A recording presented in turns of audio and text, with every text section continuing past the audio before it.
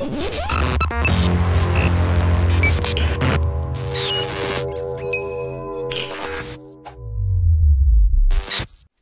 and welcome back to the channel, Dan Who Reviews. My name is, of course, Dan W. Make sure you're following me on Instagram. Today our Marvel Legends reviews continue with this Thanos Build-A-Figure wave, aka the Avengers Infinity War wave. Wave 1 of 2 that we know we are getting so far, plus many 2-packs that have been revealed over the last couple of days as well, looking very, very good. So I'm going to start getting into reviewing the MCU characters from this first wave, and I thought, what better way to kick it off with my favourite MCU character, and that is Tony Stark, aka Iron Man. Now, I'm assuming this is Mark 48, and then the new Hulkbuster in the film is Mark 49, and then Mark 50 is going to be something else, and there's rumoured to be a figure of Mark 50 in that MCU 10th Anniversary Infinity War 4-pack, so I do think we're going to be getting another Iron Man figure. And I know a lot of people complain about Iron Man figures. Do we really need another one?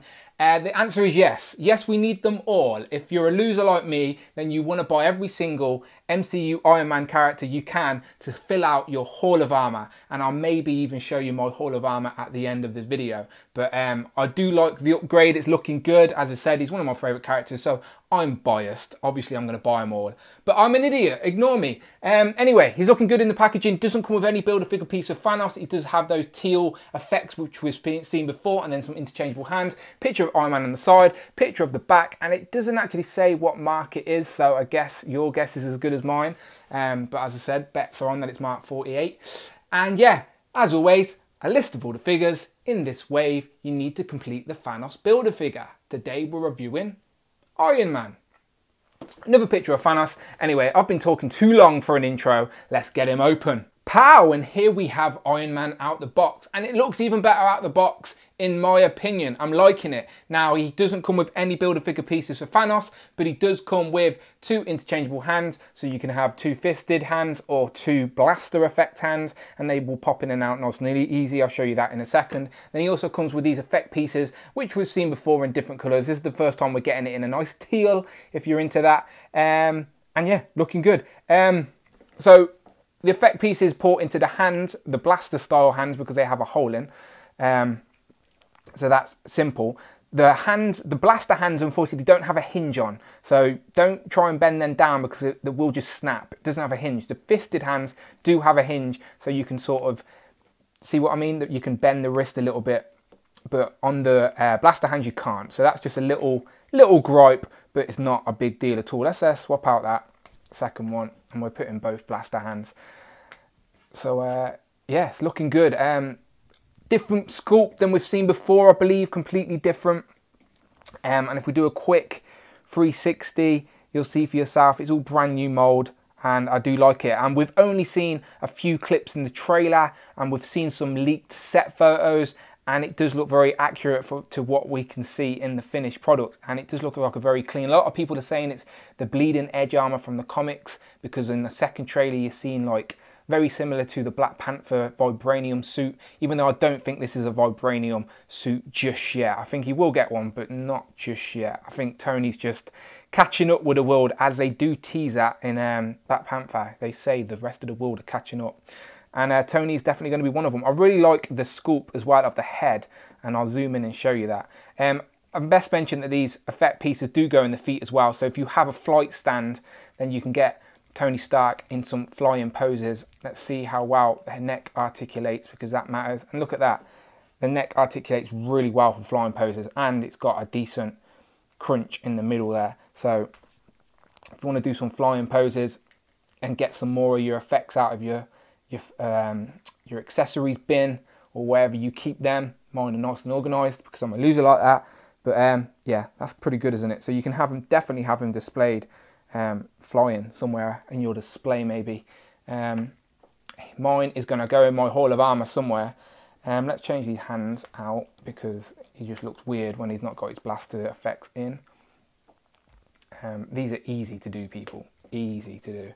And I'll do a quick zoom in of the figure as well. As unfortunately no Who Is He segments for the MCU figures, as comic book and film like are so different, and you can just watch the films to find out who this guy is. Do you know what I mean? Like, it's not hard. Go and watch Iron Man 1, 2 and 3, and then this, I'm sure you're going to see. If you're watching this video, then I have no doubt you're going to see Infinity War. That would just be stupid if you're not. All right, let's zoom in. Let's see if I can get a better look. Let's see if I move this light a little bit. And let's have a closer look. So hopefully it's in focus, people. I do apologise if it's not. But yeah, it's looking really good. My lights are really bright and I can't turn them down, unfortunately. So you're just going to have to do with the light beaming off. But it is like a metallic-y red and gold. And there's a bit of silver and blue in there. And yeah, looking very good. Decent paint job, people. There's nothing sloppy. Apart from those numbers you always see on the back of figures, which is annoying. But other than that, everything looks wet, clean. Lots of sculpted detail for the armour. Look forward to seeing it in the actual film. So let's compare into some previous Iron Men, shall we? Now, just for a quick comparison, here are the two most recent MCU Iron Man figures that we have. Both of these are obviously on the same mould. This is the Mark 46 from Civil War. This is the Mark 47 from Spider-Man Homecoming. These are on the complete same mould, just different repaints, maybe a few different changes, but I can't really notice. This guy, definitely different mould. Maybe a tiny bit shorter. His arms don't go in as much. Now I noticed that because on my display I have my Iron Man figures in like little compartments in their little pods. So this guy, his arms don't go flat, which isn't a problem. It's a big bulky Iron Man armour. But yeah, it's looking all right. They're looking good together. Now, instead of pulling out all the other figures, I'm just going to show you a quick video of my haul of armour, because I know a few people always ask for that. But let's show you him compared to Tony Stark, maybe. Now, this is the SH Figure Arts Tony Stark. Very much recommend this if you're an MCU fan, as Marvel Legends have yet to give us a sort of really good Tony Stark figure. We are getting one in the MCU 10th anniversary box set with Mark 1, but that's just the suited body with a new head, so we shall find out what that's like when it gets released. And also that Mark 1 seems to be just a reissue from one of their basic figures from a while ago. So a little bit disappointed with that, but I've got my Tony Stark here anyway, nevertheless. And it's a little bit shorter than this figure, but you can imagine this guy in that body, couldn't you? If that guy was wearing loads of metal armour, he'd probably look a little bit taller and beefier. So it sort of looked realistic in regards to scale. This head doesn't really pop on the Marvel Legends bodies, but we can try it. If I can take that head off. So, okay, that head comes off. And we do have Marvel Legends unmasked Tony Stark heads, but they're just not that good at the minute. Okay, so you can see the peg is completely different size. So you definitely have to manipulate it, and it looks really small anyway. Like, obviously it's not going to fit on there, but even if you were to cast this and drill it out, the head is just too small for that body, in my opinion. But it does look really good against the figure, doesn't it? Just a shame it's too small. But as I said, we do have an MCU version Tony Stark head on the way, so let's hope that it's got the new printed head technology and we can get it good. But anyway, instead of getting into any more comparisons, because I haven't actually opened any of the MCU figures yet from this wave, I'll just show you a quick video of my haul of armour. Why not? Let's go and have a look.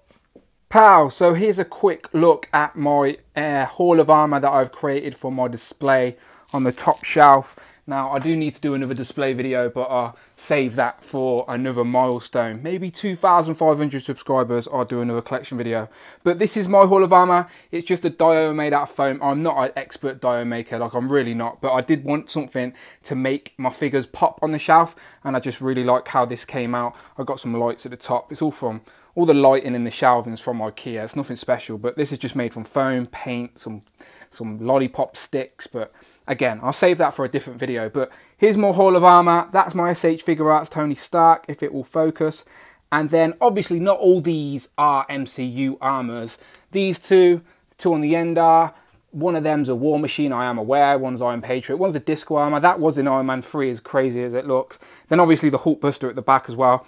And to be fair, I need to make some more pods or make another layer, or I don't know what I need to do, but I'm definitely going to need more space for my other armours that we're going to be getting this year and probably next year as well.